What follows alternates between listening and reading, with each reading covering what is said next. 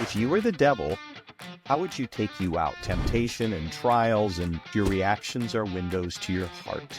Whatever that reaction was that came out, that's what's really in you. Always let your light shine brightest at its source. More important what God is building in your life right now than what he's doing through you.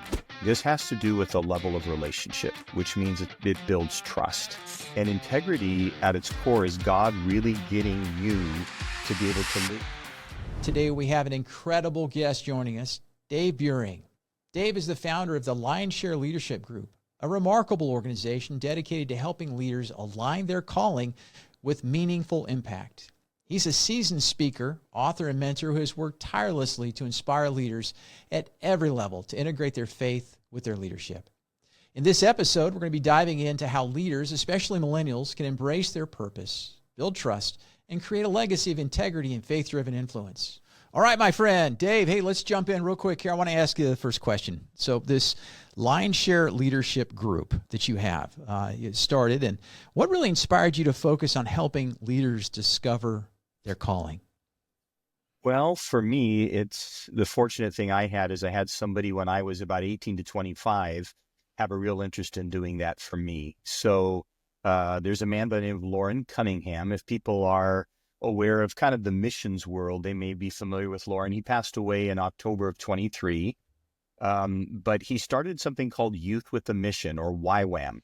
And when I was an 18, 19, 20-year-old, he took an interest in my life. I was living there in Kona, Hawaii, where the kind of the core YWAM base was based out of. And he began to take an interest in my life and began to take time with me, invest in me, look for ways to encourage me, equip me, did some travel with him. I remember on this trip, him asking me a question saying, "Hey, Dave, what do you think your gifts are? What do you think your strengths are?" And, at 20 years of age, as you know, you're kind of trying to still figure it out, right? Right. But then he commented, to me on those things and really encouraged me as he identified things. And as I began to walk with Loren in that way, I found in my early to mid 20s, I began to, because of the mentoring, the discipling going on, naturally start doing that for others. It had been modeled well for me. So, as you know, the thing that is wonderful about discipling and mentoring is when you can start young with young leaders, it becomes a habit for them. And so that has continued to be a habit. I'm 65, and so it's been a habit in my life for 47 years now, of just how do I look for ways to come alongside, strengthen, encourage. And as we'll talk about, I think it first always begins with the person's life and then overflows into who they are and what they're called to do. But that's what got me started. That's awesome. It's so important as you have those mentors. They basically model the way for us, don't they? They lead by example. Yep. And they have taken that. And what we do then is we stand on their shoulders, right? Because it's a kind of a generational thing that they pass from one to another. Yep. And instead of being a cul-de-sac, we end up being that through street, if you will. Or not a reservoir, but a river. But it's a chance to pass things on that. Indeed. So when you think about, because I know our audiences, obviously, we talk a lot about things like calling, mentoring, discipling. I want to go down the path around mentoring first. So what are some great attributes of being a great mentor? Yeah, well, I mean, I'll just kind of reverse engineer your question. And when I encourage people to find them, and I will do that, particularly if you're in your 20s and 30s, it's a great opportunity to find that. In some of the research that we have done and things that we do in developing leaders is most leaders don't hit their stride until somewhere into their mid to late 50s into their 60s. And so when I'm with 20s and 30s, I'll often say to them, it's more important what God is building in your life right now than what he's doing through you. And it doesn't mean he won't do wonderful things through you as you follow his lead and obey and all that.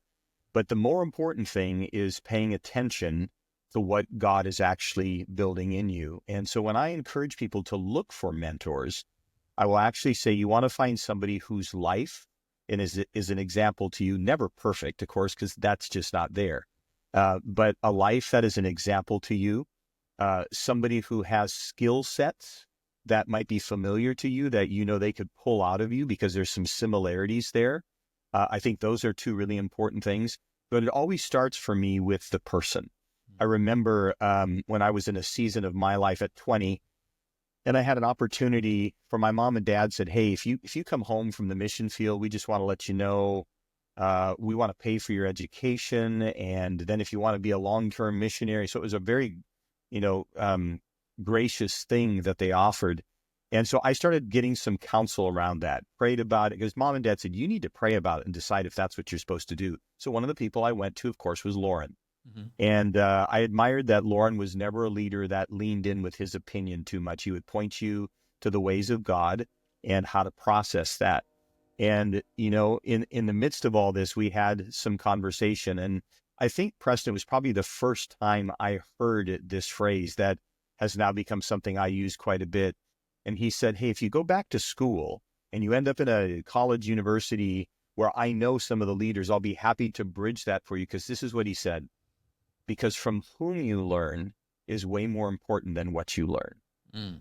And I think when someone's looking for a mentor, you want to look for somebody whose life you admire and respect, because then the things that they say to you will have the appropriate weight.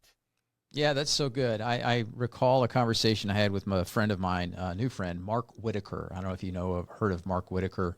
No. Yeah, so Mark is, I guess, well-known, infamous for a movie called The Informant, and he was subject of the largest price-fixing scandal in U.S. history. So kind of an interesting case. Yeah. But he said a phrase to me that always stuck, and he said, show me your mentors, and I'll show you your future. Same kind of thing, right? If you surround yourself, you look for that person, that individual, you want to make sure that they emulate, you know, really what you're looking to do and hope to accomplish, and who you want to become too. It all starts with who we are. Yeah, so, exactly. Really good. Let's go. So the other side of that, I want to ask a question. What does it take to be a good mentee? Because we talk about mentorship, but I always want to ask, okay, what does it mean to be a good mentee as well? Yeah, I think there has to be a couple of things. There's four things that I tend to look for. One is when they say that they want to be on the receiving end of what you're saying, are they going to be faithful? Can I count on them? Can I count on them being there? Is this, you know, the opposite for me of faithful is flaky? You know, and the last thing you want to do is when you have a leader who's willing to take time with you, whether it's a cup of coffee once a quarter, whether it's a deeper, you know, more often spending time investing in your life, you want to be faithful when you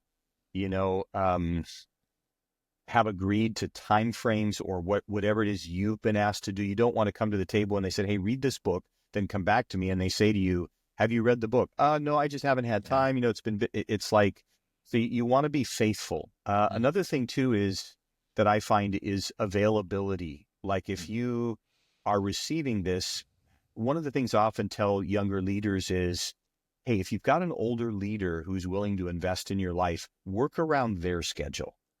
You know, ask them when it's most convenient for them. Don't be demanding, well, you know, this is the only time I can make it. You take the time to arrange your schedule to be available when they can be available. So I think that's that's a kindness. That's an acknowledgement of you appreciating what they do. I think obviously, you know, another one would be teachability. You want to come in open to learn. You want to, sometimes if you hear something similar, just realize that there's a little different nuance to it because of the person's experience or perspective.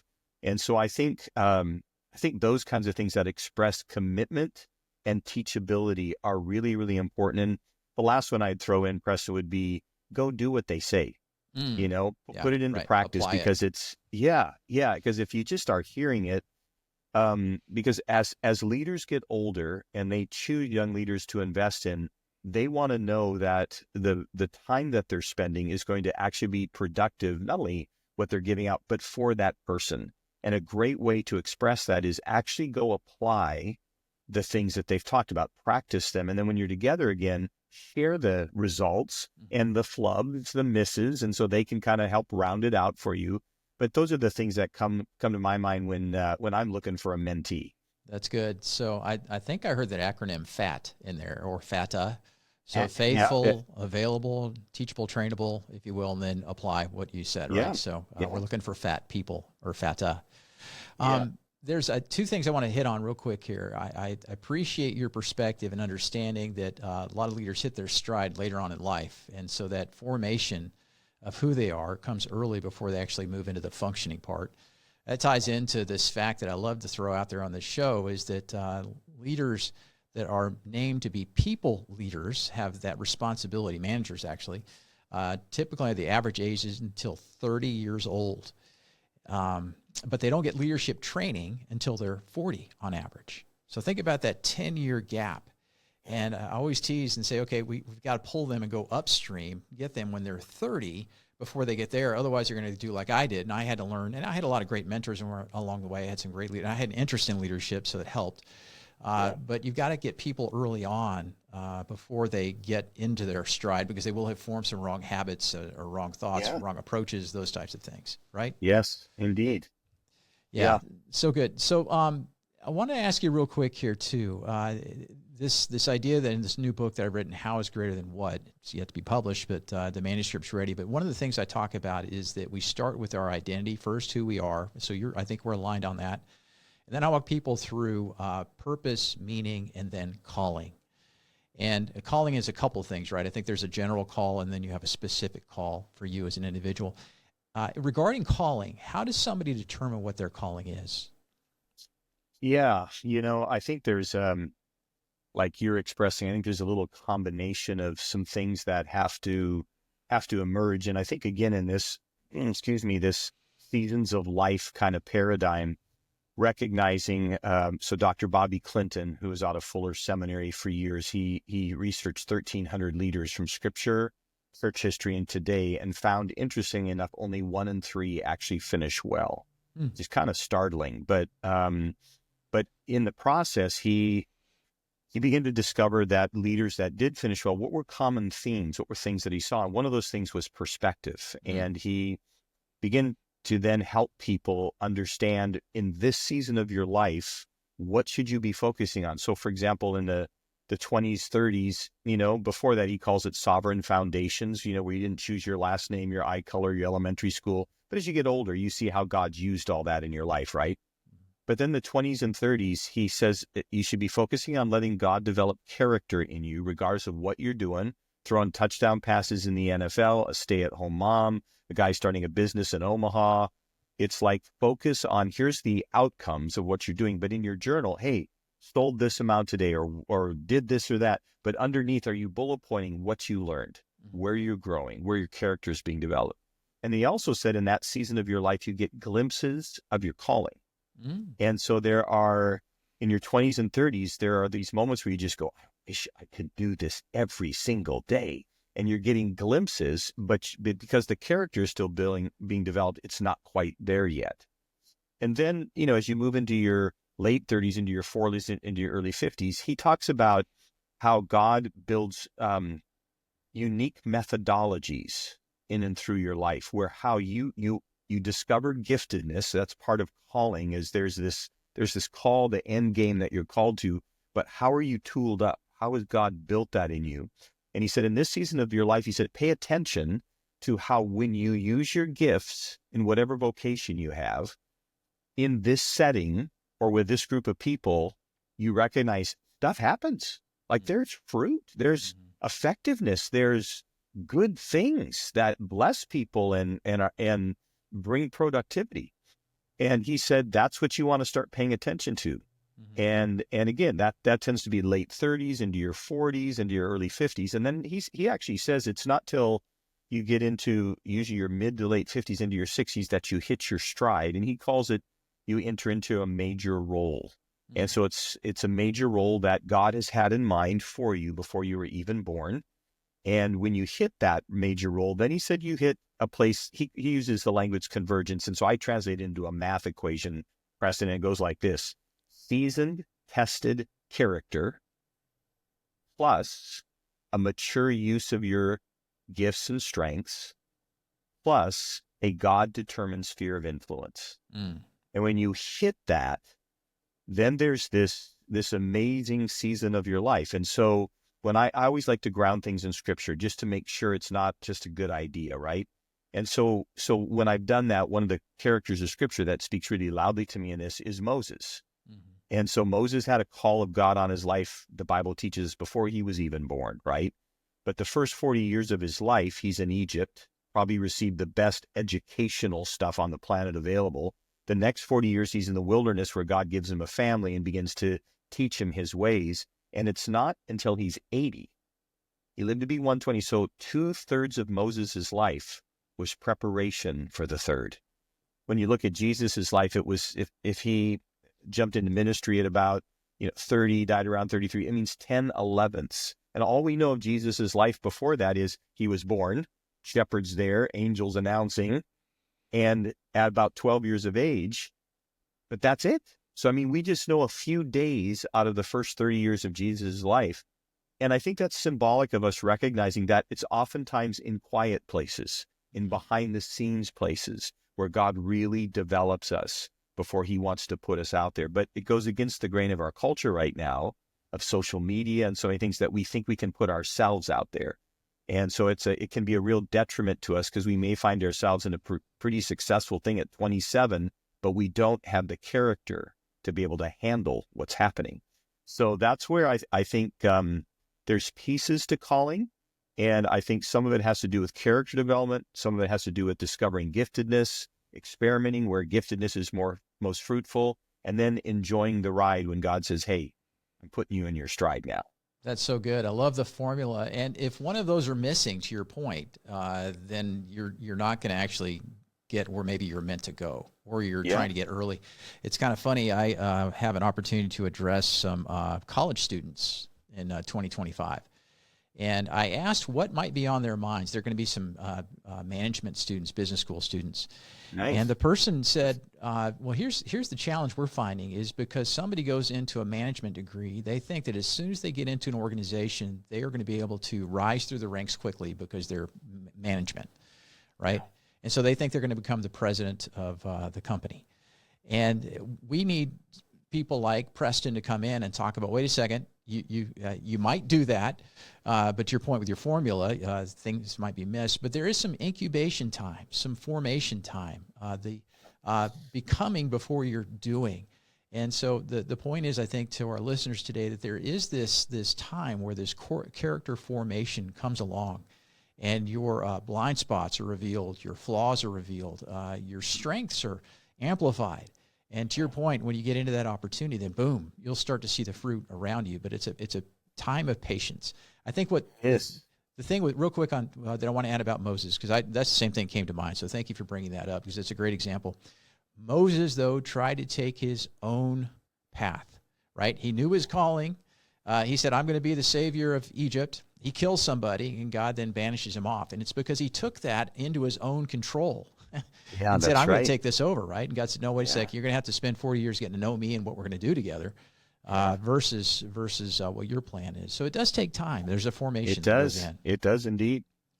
Yeah, so good. Let's move into the great. Thank you so much for that. I think that's very impactful for folks. Again, so let's talk a little bit about integrity. It's funny, Dave, when I was writing my book, How is Greater Than What, and I'm not promoting that. I'm just talking about the experience. So yes, I am promoting it. Eventually we'll sell books, but that's okay. I was writing my book, and the gentleman that's helping me write it, my developmental editor, I wrote a chapter on integrity. And he said, Preston, when people read this, they're going to roll their eyes, because everybody talks about integrity, and it goes, they think, okay, let's talk about it. It's that. But I said, you know what? I played on that. And I said, what?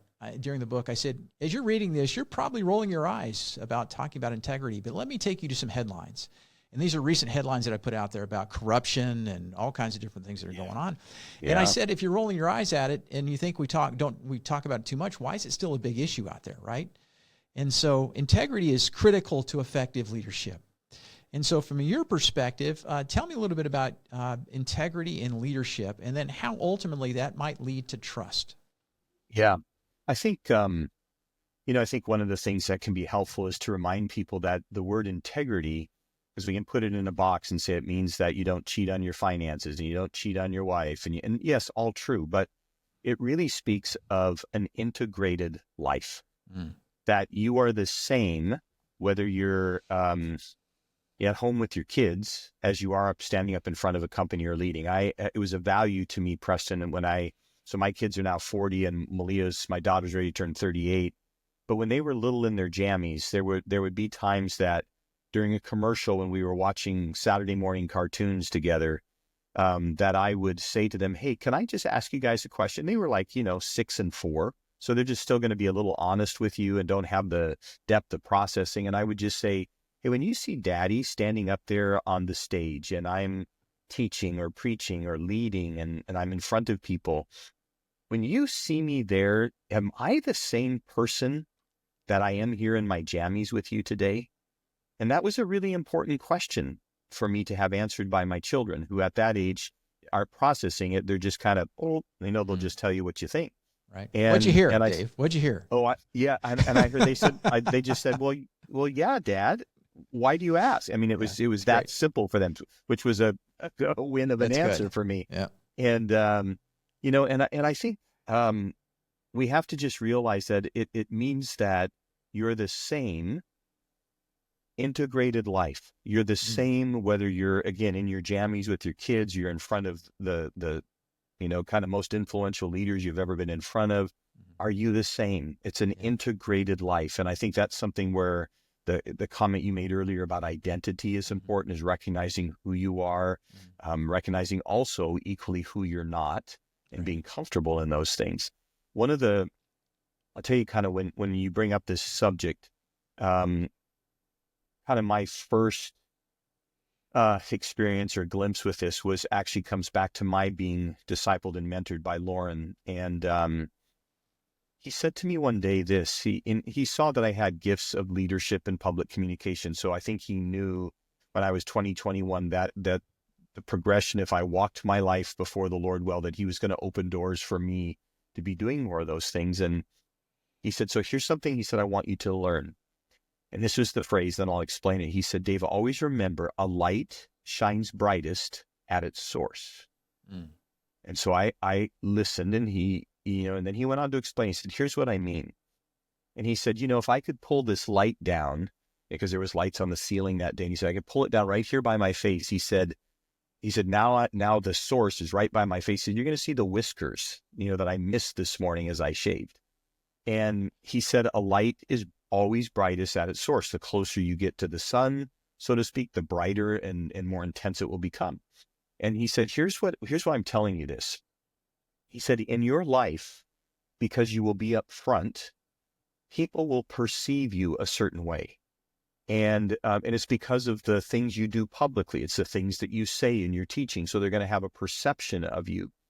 But he said, the real test of this is when they get to know you. Does the light still shine brighter? Or he said, now, of course, they're going to see your flaws and they're going to see you make mistakes. He said, but that's all very normal. That's all very human. But he said, when it comes to the core of your character, when you do make a mistake and they're now up close and the light is shining brighter because they're right there next to you, are they also going to see you say, you know what, I really just blew that, I'm sorry. And they're going to see you exercise humility. And so the way that this whole integrity thing was originally framed for me was not in a bunch of, hey, let's just make sure we don't do this and don't, so that it comes across well. It was really the challenge, Dave, always let your light shine brightest at its source. So when I get up to publicly communicate like I did this weekend, last week I was in a setting where I had to speak 9 times, and then 2 times this weekend.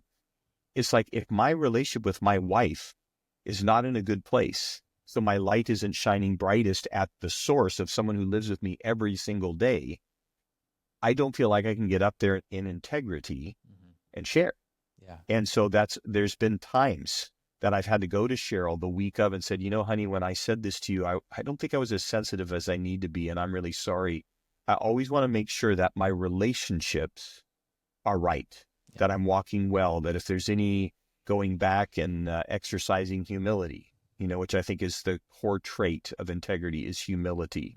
And so that's kind of how I learned it. So when we talk about integrity, that's kind of the grid that I look through. Yeah, so good. And I think really what I want to do is just to go to some integrity assessment questions for the audience, since we're talking about this. Sure. If you're listening right now, I'm going to ask 10 quick questions.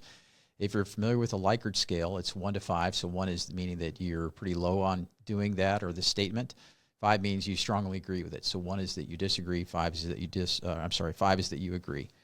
And so let me read these. And I imagine people are driving, running, doing whatever on it. But I just wanted to ask these questions to help people think about integrity so they're not rolling their eyes. And I love exactly what you said. Is it the whole self? And are we doing that? So here are the 5 questions real quick. And then if you have any comments on this after, Dave, let me know. Number 1, I always tell the truth in difficult situations. Number 2, I stand up for what I believe in, even if it's unpopular. Number 3, I make sure that I'm not taking advantage of others for personal gain. Number 4, I'm willing to admit when I'm wrong. Number 5, I'm always adhere to my personal values and beliefs. Number 6, I role play based on who I'm with. Number 7, I always speak the truth even when it's difficult. Number 8, I always strive to do the right thing even when no one is watching. Number 9, I always keep my promises even when it's inconvenient. And number 10, I take full responsibility for my actions and decisions. And I go on, and when I do these workshops or talk to people, I tell them about the score that they get, and do you have high integrity, or are you low? And if you're high, we can learn from you. If you're low, that's cool. We're here to talk about it, work together on that, so that's not a problem. It's you have a understanding about where you are, and you've got a gap, and how do you close it on that. But was there anything that resonated with you as we talked through that and your definition and the way you look at integrity? Yeah, no, I mean, that's fantastic. And I think it's like, what a practical way to help somebody have an honest assessment, of where they are. I think with leaders in particular, there's so much kind of blowing and going of life that you don't pause enough. So we do something every year called a leadership journey. It's something I've been doing since 2003, and it's a January to June. People fly to Nashville twice, January and April, for a weekend retreat. And then I ask them for 5 hours a week to watch, read, listen to stuff. And then we jump on a Zoom call every other week and kind of process and apply it. And the very first retreat that we host, one of the questions that I ask, and so, for your audience listening, for some, this might be, wow, that's awesome. And the others, that's a whole new category of thinking. But because they're all leaders, there's usually about 1/3 of them are ministry oriented and 2/3 are societal leaders. They could be government, arts, business, media, whatever. But they all tend to be people who are people of faith. And so here's the question I'll ask, Preston. If you were the devil, how would you take you out? That's good. That's right. And the idea being, if just kind of imagine yourself being that character, and you had to attack you, and you had kind of all these resources at your disposal of temptation and trials and all kinds of things, how would you take you out? And it's something that kind of levels the playing field this fast, because everybody knows, if they're honest, within about 30 seconds, you'd be able to tell us. And if you can't tell us that, it means you're really not too self-aware of what the problem could be. And so it's one of my ways of helping to kind of get this face in front of our faces very quickly, so we can then spend the weekend be saying, how do you get out of that? How do you walk through this? What's the things that are attached to it? And I think that list is an incredible list of questions you just read, because if people are willing to be honest on the 1 to 5 scale, and then pay attention, particularly the ones where the 1s and 2s are the more dominant answers, you've got a real opportunity to say, okay, if this is an area where I could be taken out, it's an area I need to muscle up in. Who's somebody that I know that's more muscled up in this area than I am, that I could, again, in humility, go and talk to and say, hey, I need some help here. Could you help me? That's a modern day and contemporary way of looking at the Screw Tape Letters by C.S. Yeah. Lewis, right? It's Sure. the conversation between Screw Tape and Wormwood, his mentee, if you will, which is a senior demon and a rookie, if you will. And he's telling him all the different ways that we can take the believers and Christians out. And so I found, as I read through that, I was like, oh my gosh, those are some of the vulnerabilities that I have, and they're working on that. So if you're ever interested in understanding more about what Dave's talking about on that, the Screw Tape Letters by C.S. Lewis is a great resource as well. I love how you get to the heart of it, though, by that. Just one simple question.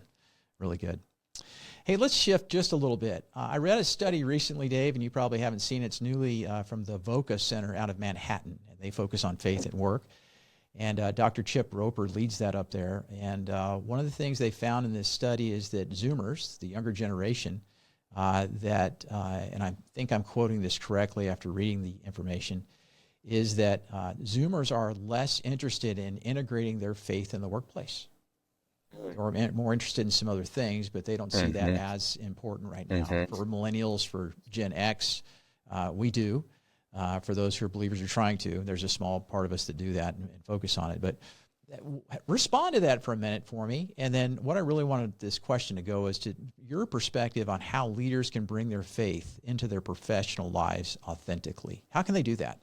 Yeah. You know, I mean, I think there's a lot of resources and good answers out there related to how you could start a Bible study, or how you can, you know, go into your office before everybody gets there and you just pray. And I think those are all huge. Where I tend to land on this, Preston, is I think the greatest way that we can express Jesus, our faith, through the workplace is how we treat other people. I think, and that begins for me. So the 1-2 punch for me would be, it begins with character, and then it's just, you know, displayed in how we relate to others. I find it fascinating in the book of Exodus in chapter 34, there's a place where Moses says to God, "Show me your glory." And when you're asked a question, I would think if you're God, you know, you've got some parting of the Red Sea and, you know, manna from heaven kind of stuff that you could just kind of throw out there to display your glory. But instead, what God does is he reveals his character to Moses. And I think one of the ways that we can most express our faith in the workplace is to be people of character. It's going back to some of those questions that you asked, you know, it's like, are you somebody that people can count on? Is your word something they can stand on? Even if you have to pay a little bit of a price for it, you're going to be faithful to your promises. I think it's in difficult times where people see character the most. And so when things get difficult, how are you responding? There's a little phrase I use to help develop people in this. You've maybe heard this before, but it's this: your reactions are windows to your heart. And learning to pay attention at whatever that reaction was that came out, which you may need to apologize for eventually, but is to pay attention and realize that's what's really in you. And integrity at its core is God really getting you to be able to live your life where the outside is not different than the inside. And that's really what it's about. And when you pay attention to why did I react that way, it's kind of, you can get some good insight into, you know what, I just responded to something that I got hurt by years ago that I didn't know was still kind of there. And this thing rubbed up against it like a black and blue, and boom, all of a sudden, you know, there's this stuff that's out there. And I think in the workplace, it needs to be less about our speaking initially about Jesus, and instead through our character and the way we treat people. For example, the Bible speaks, I don't know if you've heard this before, but the Bible speaks as much about honoring as it does obeying. And so when you talk about obeying Jesus, but when you realize it speaks as much times about honoring other people, that's a high value to God. When I look at people, Preston, I have asked the Lord to help me remember that two things about them. First, they're created in the image of God. And secondly, that the blood of Jesus, who died for them on the cross, has been shed for them. And because of those two things, they're extremely valuable. Oh, yeah. And I think that's an important starting point for us as a faith. So it's not as much what we do as much as who we are and how we relate to others that I think our faith can best be demonstrated. Yeah, it flows from all that. I remember John Maxwell saying at one point that when he walks into a room, he sees everybody with a 10 on their forehead. And what he means by that is he sees them as, you know, a potential dignity and appreciating those people. And I think that really has a mindset that has to take it. But that's a hard shift, to your point, that window into the heart. It's not a mindset, mind shift that people make. It's really about the heart, our mind, will, and emotion, about how you see people.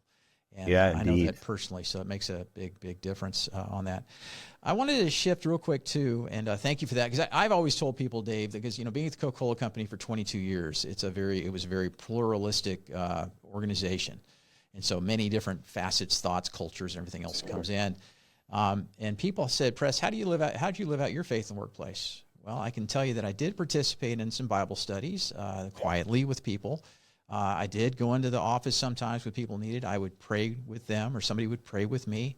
But I'm very clear with them that I didn't start a meeting with prayer. I didn't beat somebody over the head with a Bible or a Bible verse walking down the hallway. I didn't capture somebody in the elevator and try to share my testimony with them, right? To your point, it's how you engage. It's how you work with other people, how you view them, and becoming a leader that other people want to interact with and they want to follow. And I think that's all the formation. That's the shift that people need to make. They're not wearing their religion or their faith or beliefs or whatever on a sleeve. It's how they're interacting with other people. And I think that's how that flows in and through us to help the workplace and do that. So good. So thank you for that. Last thing I want to touch on today, because our time is running out, but great conversation. I'd maybe love to have you back, Dave, because I think you have so much to offer the audience. I want to talk about this idea of influence. Influence, the way I define influence, is leadership without the crutch of authority. And so influence in my mind is you're not in charge of other people, but you still have to somehow lead, inspire, move people forward. How does that fit into today's, workplace? And how do you think about that, having meaningful influence in teams and organizations? Yeah, I couldn't agree with you more. I think there's a thing, the way I've phrased that is we have positional influence, which comes from a role. You could be somebody's boss. Right. You're the banker and you're at the bank, and there's a positional place of authority. But I think the most impactful and that we see Jesus consistently walking is relational authority. And when I was a young guy, Lauren's wife, Darlene, was also involved in my life. And I was probably 20. And we were doing outreaches on high school campuses on the big island of Hawaii. And she pulled me aside one day, and I had a team at that time, I don't know, maybe 4 or 5 people. And she said, I'm noticing something about you. And she said, along with you doing the outreach on these campuses and coming alongside and helping kids. And she said, I'm noticing you're investing quite a bit into your team. And she said, so I want to tell you something that will keep you safe. I said, okay. And she said, only speak into people's lives in the categories where they invite you to. Don't cross those lines. And she said, one day, if you're faithful to do that, and this happened probably in my late 30s or 40s for the first time, and she said, if you're just faithful to do that, because she said, what will happen is if you do that, someone hears you, applies what you've shared, they see it work, they're going to come back for more, right? And she said, at some point, that process will have played out in individuals' lives enough that they will say this to you. You have the freedom to speak into my life anytime, anywhere about anything. Mm-hmm. But she said, it's something you have to earn. Mm-hmm. It's not something that you can just think because you are in positional authority that you have the freedom to do that. Mm-hmm. And so tagged with that, one of the phrases we use a lot in what we do in the Lion's Share Leadership Group is this: to the degree you have relationship, to that same degree you have authority to speak into somebody's life. Mm-hmm. So when it comes to the side, I get it. It's like, there's times you have your boss hat on because you have to do that, right? I get that. But what you're talking about here on influence, for me, this has to do with a level of relationship, which means it builds trust. And I think that's a really important thing. And for me, like the tag team kind of combo for me is always humility and honor. Those two always play well together. It's when I find myself in conversations of mediation or conversations with sticky topics that we deal with a lot today. That's my 2 starting places. I've got to walk in humility, which means I need you. I don't know everything. You have things to add to this conversation. And then the honor side has to do with, again, recognizing the person's value. Mm-hmm. And so I think when it comes to influence, like on a personal level, making this really practical for me, I look for those places to honor. And 3 words that come to me when I think of how can I honor the person, first is appreciation. I just think that is something that we just don't do real well, is saying thank you, is to really say to people, I just want to let you know that what we accomplished as a company, as an organization, as a church, whatever, it would not have happened without what you did, and being specific with them. You did this, this, and this, and I just want to say thank you. A second thing is affirmation. is being purposeful about looking for ways to affirm people, which means to say, hey, do you know you did that really, really well? And I find that you can affirm people not only for their performance, but you can also affirm them for their character, which isn't done very much, but is really valuable. So for me, I like it when I can say, hey, the way you handled that situation, man, was amazing. I'm affirming their performance. But then I can say, I think that's because of the actual care Right. that you have inside for people. And so I get to do the 1-2 punch of performance and character. So I think appreciation, I think affirmation. And the third one for me is I look for what can I add to their life or to their leadership. And so in other words, it's paying attention to who they are, where they're at in their own development, their own leadership, and what can I do to add to their life? Is it a connection? Is it, hey, you know what? I want to introduce you to somebody.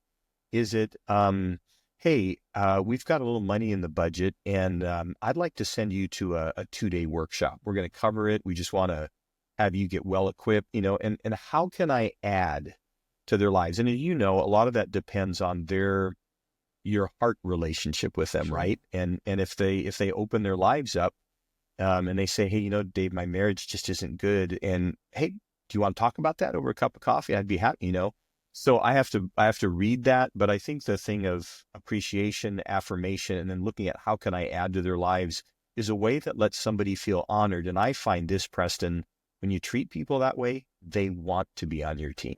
Oh, sure they do. Yeah. And I love the 3 A's that you gave us. Triple A is what we might call it. The appreciation, affirmation, and adding, right? Those are the 3 that I heard from you come out on that.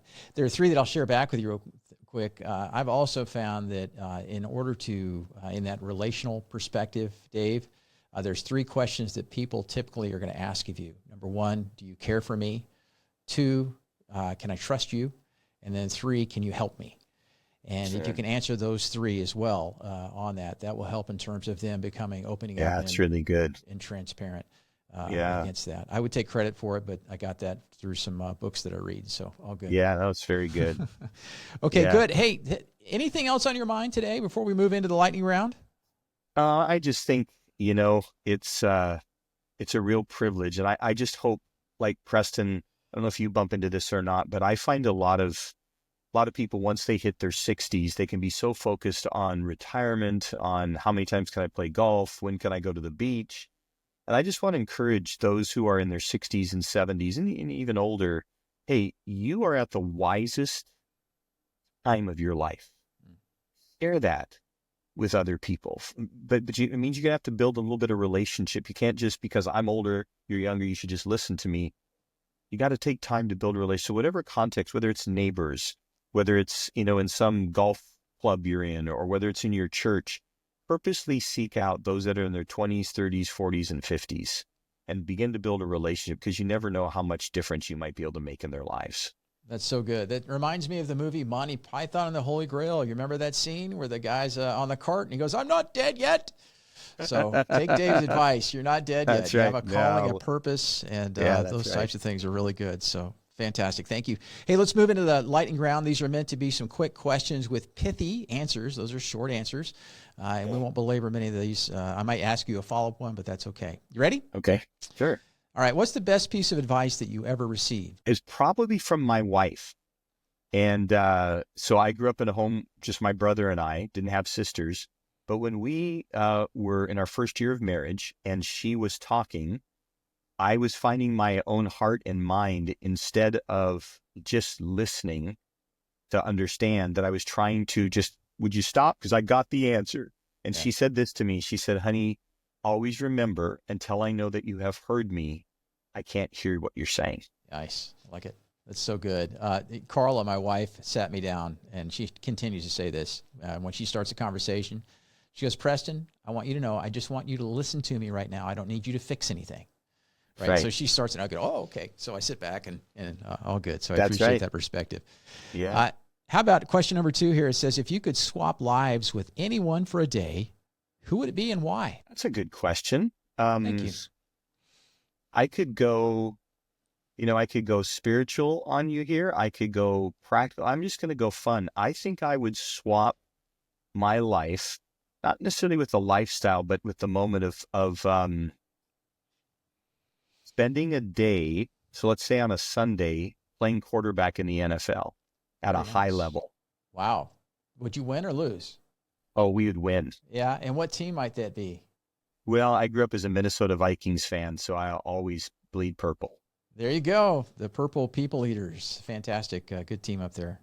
Great stuff. Okay. How about what's the most unusual or surprising item on your bucket list? So one of the things that I haven't had an opportunity to do in my life. So, there's been for me 47 years now in kind of the ministry realm. And so there's a lot of learning, preaching, teaching. And one of the trips that I have never done is to the nation of Israel. And I just mean that because, as my friends have said, Dave, like, you've taught all this stuff for years. You need to go see where the Sermon on the Mount was. You need to go. And so that's one of the things that's on my wife's and my bucket list, is to be able to do that together at some point in time. Yeah, that's so good. My hope and prayer is that once things calm down over there, they can restore the tourism, because it's a big deal. Not to be a topper with you, but my wife and I had a chance to go with Passion City Church a couple years ago. Nice. And to walk, to float and be on a boat on the Sea of Galilee. Yeah. I think, real quick, the most impressive thing, there was so much to see there, but we had a chance to go to the Church of the Precipice of Peter. That's a big, long phrase for where Peter saw, after Jesus had been resurrected and rose from the dead, Peter and the guys were out there fishing, and Jesus was on the shore, and he was making breakfast. And then Peter jumps off the boat, goes and swims, and they have this reconciliation conversation. And you can sit right where they say that happened, the traditional area. Oh, wow. Oh, yeah. That's cool. And so those things, those types of things, when you read them in the Bible, you're like, wow, this really happened here and that. So it's neat. No, that's what I want to. That's part of my bucket list. Yeah, really good. I love it. Thank you for indulging me on that little story too. Yeah. Hey, two more quick questions. If you had to teach a class on any random subject, what would it be? Yeah, I think for me, because of where I tend to live a lot and want to see this passed on, is I would talk about teaching on 4-generational deep disciple making. How do you pass things on so that it impacts generations? It just doesn't reside with you. And oftentimes, as you have run into this too, people will get discipled, but then it stops. Hey, I'm thankful for what I got. But it's like, I really don't think disciple making stops until we've taught people how to multiply it. And so, if I had a chance to kind of grab people that were hungry for that, I would love to do, and I do that a lot, but it's just probably a part of core of who I am. I appreciate your heart for that. I always tell people that the greatest way to learn something is to teach it. So once you've absorbed all of that, how do you build somebody else and teach? And then that will help you ingrain and all of that. Last question. What's a favorite memory that always brings a smile to your face, Dave? So, and it's not when not when the Vikings win. So no, and that wouldn't be a top 10. I would it would be around my family. And like, if I was to choose some recent things, it's moments with my grandchildren. So I have a 10-year-old named Barron, his sister Baylor, who's 7, and my daughter's kids are Nolan and Alana, and they're 6 and 4. And so the things that bring smile to my face these days is they love sleepover at Papa and Nana's house. And so we've got one coming up, not this weekend, but next weekend with one set of grandkids, and then the weekend after Christmas with the other. And so those are always the things for both Cheryl and I that light us up in this season of life. That's awesome. I love that. Thank you. Well, Dave, thanks so much for being part of our podcast today. Great having you on. Hey, Dave, thanks so much for being part of the show today. Your insights and stories were inspiring, and I know that listeners are going to take away so much from your wisdom. And if you're listening today and enjoyed the episode, don't forget to subscribe to P Cubed and share it with a friend who could use some encouragement in their leadership journey. And to learn more about Dave and his incredible work with LionShare, visit lionshare.org. And as always, you can connect with me, Preston Poore, on LinkedIn, Facebook, and Instagram for more updates and inspiration. Thanks for joining us. Take care and talk soon.